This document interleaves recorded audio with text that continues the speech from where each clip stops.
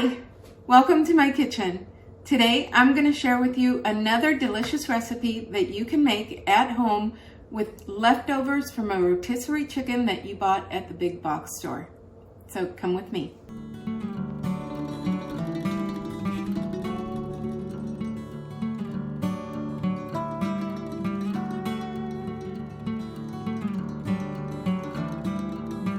The first thing I like to do is make a garnish for the top of my taquitos. And what that consists of is a red onion. I slice it very thinly and I pour the juice of 1 lemon over it. I mix to combine and then I pop it in the refrigerator. And I let it sit in the refrigerator until I'm ready to serve. And then if there's any left over, it'll keep for about 2 days.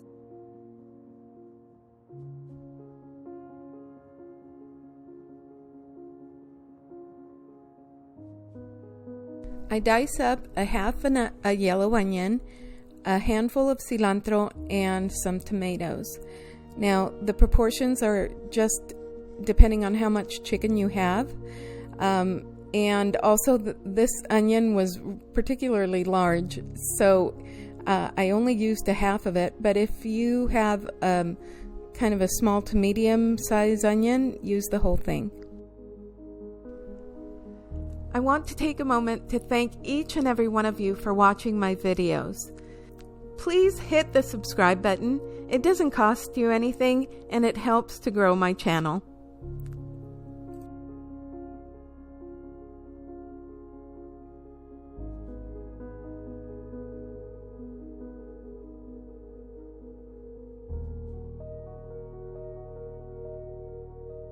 I will also be adding some chilies. Again, this is all to preference.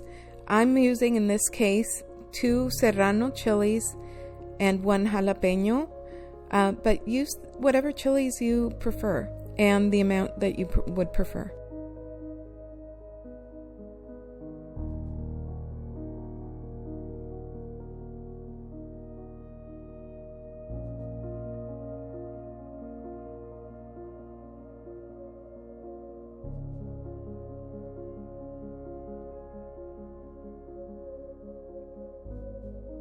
We went and purchased a rotisserie chicken, but if you have leftover chicken, use that. This recipe works perfectly for that kind of a recipe. I'm also using 4 garlic cloves because I like my food garlicky, but if you don't like garlic that much, then just use the amount that you would prefer.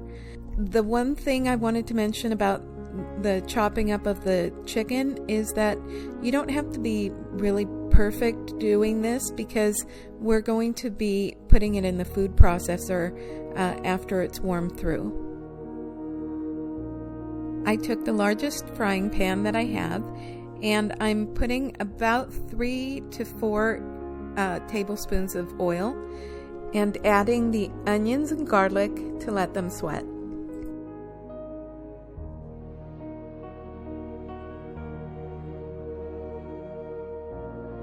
After a couple of minutes, I added the tomatoes and let them cook down for a little bit and add some salt.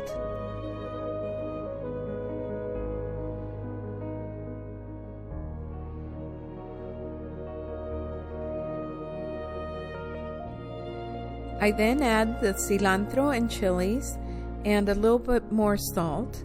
I like to season my food as I go along. I let that cook for a minute or so and then I add the chicken. Remember, this is all cooked now. Everything is cooked through, and so you're just letting it warm through.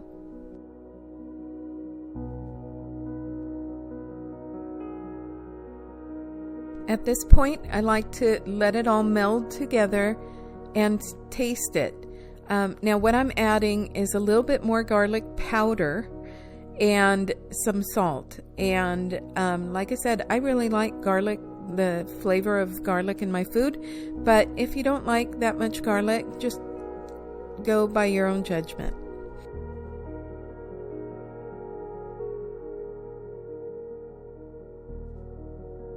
So now we're moving on to the Cuisinart food processor. Now let me explain. The reason I started doing this is because I was getting some chicken breasts that were extremely tough every time I cooked them. No matter what I did, they were just very tough. And this was the only way that I could get them to be edible, really. So what ended up happening is that it was a lucky accident, because the texture of it makes for very creamy taquitos filling, and it also keeps a lot of the filling from falling out. So it was just really a win-win situation all the way around, and I just kept doing it ever since.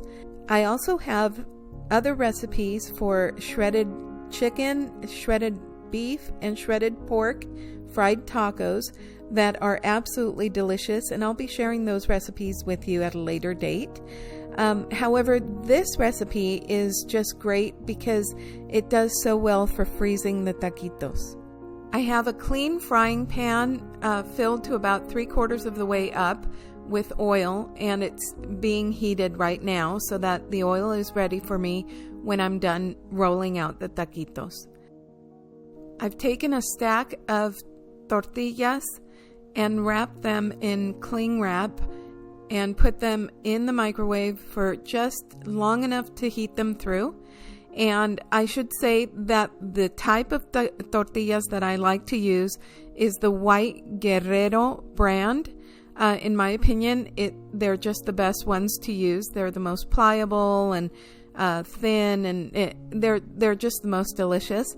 And I take about a teaspoon and a half of the filling, fill the very end of the tortilla up with that filling, and then roll as tightly as I can, and then with a toothpick I will hold them closed.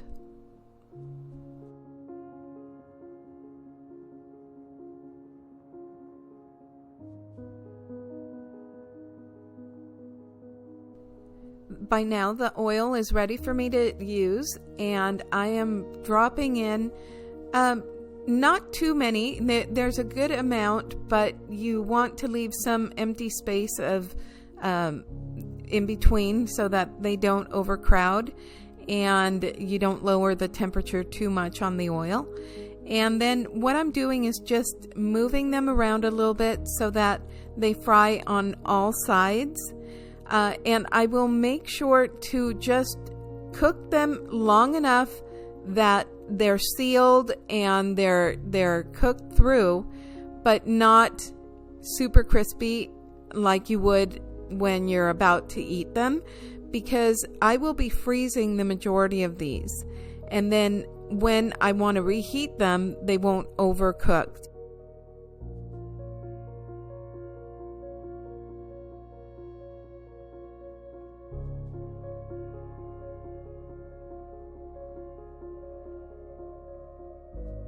Because this is a bit labor intensive, I like to make a whole batch, and that way I can freeze a lot of them and have them ready for a future meal.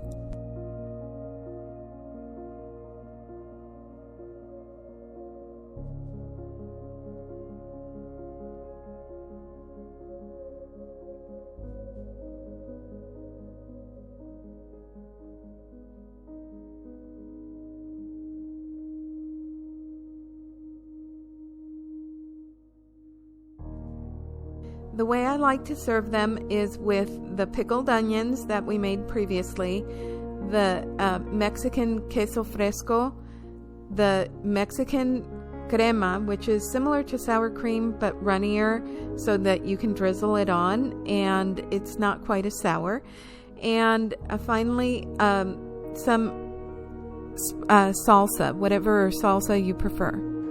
Okay, here goes.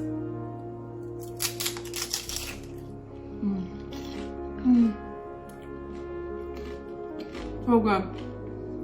Do I have it all over my mouth? Oh my goodness, this is so delicious. Oh my gosh, that is so good. please try it. Let me know what you think.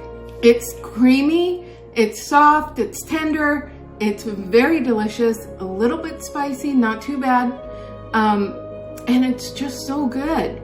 You get that crunch, but then you also get the creamy tenderness of the chicken, and then all the spices that are in it. It's honestly so good. Please try it. Let me know what you think. Please share, like and subscribe, and come back and see me. Thanks. Bye.